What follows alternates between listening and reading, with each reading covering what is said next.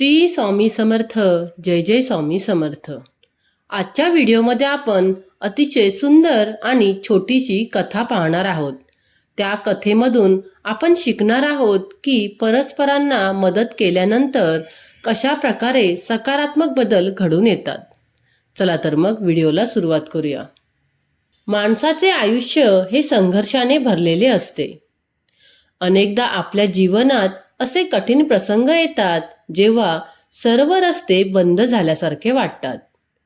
गरिबी, हतबलता आणि निराशेच्या अंधारात जेव्हा एखादा माणूस अडकतो तेव्हा त्याला केवळ एका छोट्याशा आशेच्या किरणाची गरज असते. आपण अनेकदा देवाला मंदिरात, मूर्तीमध्ये शोधतो, परंतु खऱ्या अर्थाने देव हा माणुसकीच्या रूपात आपल्या आजूबाजूलाच वावरत असतो. आजची ही कथा अशाच एका तरुणाची आहे जो आपल्या स्वप्नांचा पाठलाग करण्यासाठी शहरात येतो, पण गरिबीमुळे त्याच्या ध्येयामध्ये अडथळे निर्माण होतात. ही कथा आपल्याला शिकवते की परिस्थिती कितीही बिकट असली तरी जिद्द सोडू नये. तसेच समाजाच्या नजरेत कमी लेखली जाणारी व्यक्ती देखील प्रसंगी किती मोठे हृदय दाखवू शकते याचे उत्तम उदाहरण या कथेतून पाहायला मिळते. जेव्हा आपल्याला वाटते की आता सर्व संपले आहे, तेव्हाच नियती एखाद्या अनोळखी व्यक्तीच्या रूपाने मदतीचा हात पुढे करते. ही केवळ एका नोकरी मिळवणाऱ्या मुलाची गोष्ट नसून एका निस्वार्थी त्यागाची आणि माणुसकी हाच खरा धर्म असल्याची प्रचिती देणारी हृदयस्पर्शी गाथा आहे. माणसाच्या आयुष्यात परिस्थिती नेहमीच सारखी नसते. कधी ऊन तर कधी सावली असते. यावरच भाष्य करताना असे म्हटले गेले आहे की पावसाने एकदा कानात येऊन सांगितले की कोणाचीही गरमी म्हणजेच गर्व किंवा उष्णता जास्त काळ टिकत नाही, मग तो सूर्य का असेना. ही जिद्द आणि संघर्षाची कहाणी एका गरीब कुटुंबातील मुलाची आहे, जो गावातून शहरात सरकारी नोकरीची तयारी करण्यासाठी आला होता. तो मुलगा शहरात राहून अनेक परीक्षा देत होता. काही परीक्षा त्याने दिल्या होत्या तर काहींची तो वाट पाहत होता. एके दिवशी त्याच्या आयुष्यात आनंदाचा क्षण आला जेव्हा त्याला एका नोकरीसाठी मुलाखतीचा कॉल आला. ही मुलाखत दुसऱ्या शहरात होती आणि त्याला दुसऱ्या दिवशी सकाळीच तिथे पोहोचायचे होते. परंतु त्याच्यासमोर सर्वात मोठी समस्या पैशांची होती. घरात शोध घेतल्यावर त्याला कसाबसा 50 रुपयांचा शोध लागला. अभ्यासाचा खर्च, शहरात राहण्याचा खर्च आणि त्यातच गरिबीमुळे त्याने आधीच मित्रांकडून पैसे उधार घेतले होते जे अद्याप परत केले नव्हते. त्यामुळे पुन्हा कोणाकडे पैसे मागणे त्याला अवघड वाटत होते. तरीही मनात जिद्द ठेवून त्याने दुसऱ्या दिवशी सकाळी आपले चांगले कपडे घातले, सर्व महत्त्वाची कागदपत्रे घेतली आणि तो बस स्थानकाकडे निघाला. त्याला आशा होती की वाटेत कोणीतरी ओळखीचे भेटेल किंवा कोणीतरी लिफ्ट देईल, ज्यामुळे तो वेळेवर मुलाखतीला पोहोचू शकेल. मात्र बस स्थानकावर गेल्यावर त्याला कोणीही ओळखीचे दिसले नाही आणि बसने प्रवास करण्यासाठी त्याच्याकडे पुरेसे पैसे नव्हते. यामुळे तो मुलगा अत्यंत उदास आणि निराश होऊन पुन्हा बस स्थानकाबाहेर पडला.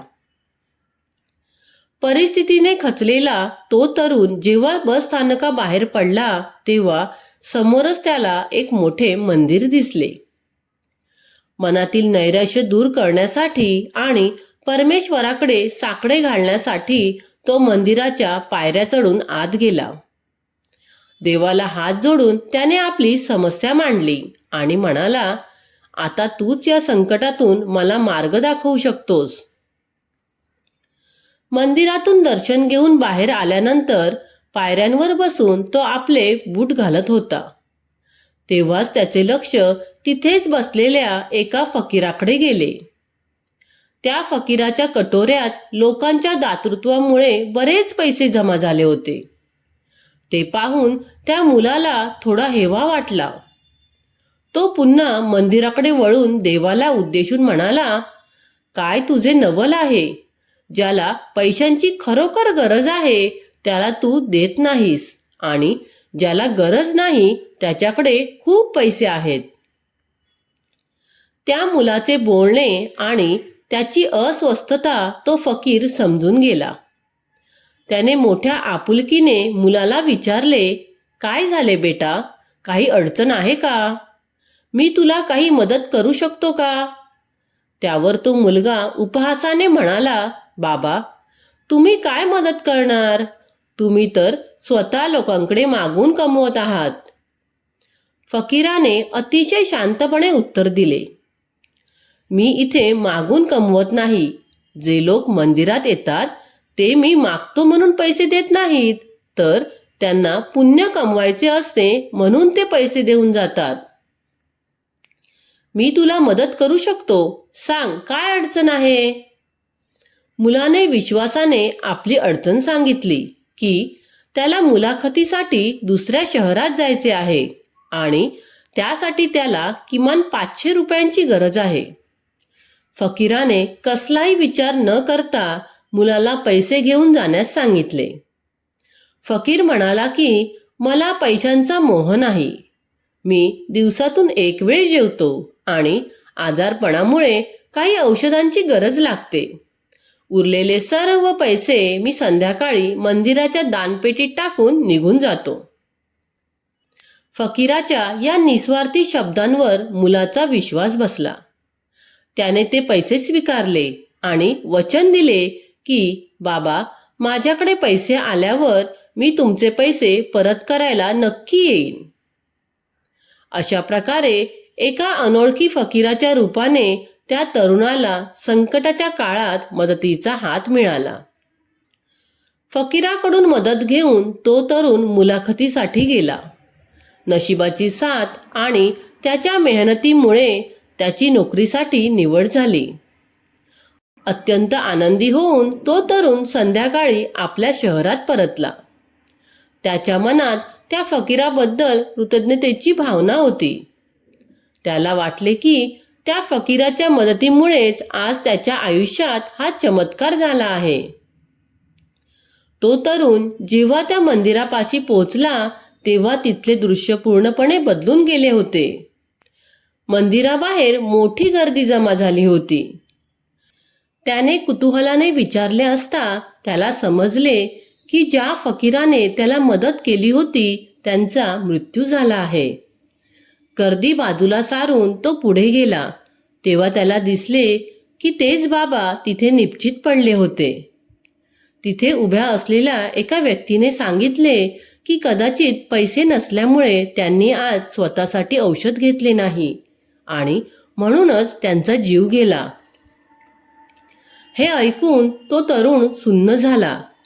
त्याच्या मनात विचार आला की एक माणूस दुसऱ्याचे आयुष्य सावरण्यासाठी स्वतःचे आयुष्य पणाला लावून निघून गेला.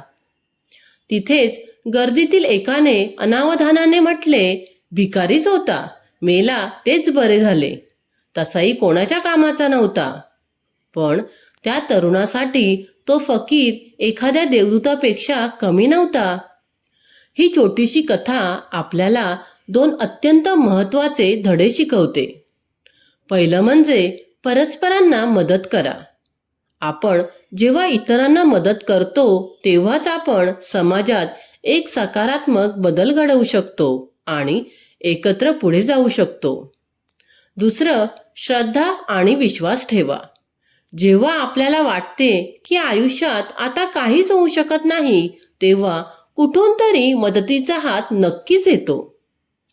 परमेश्वर कोणाला कधी आणि कोणाच्या आयुष्यात देवदूत बनवून पाठवेल हे सांगता येत नाही. म्हणूनच नेहमी मदतीसाठी तत्पर राहा आणि विश्वास ठेवा की तुमच्या आयुष्यातही कोणीतरी मार्गदर्शक नक्कीच येईल. तर मित्रांनो आणि मैत्रिणींनो, तुम्हाला माझा आजचा हा व्हिडिओ आवडला असेल तर व्हिडिओला लाईक, शेअर आणि माझ्या चॅनलला सबस्क्राईब करायला विसरू नका. पुन्हा भेटूया अशाच एका नवीन व्हिडिओ सोबत. धन्यवाद.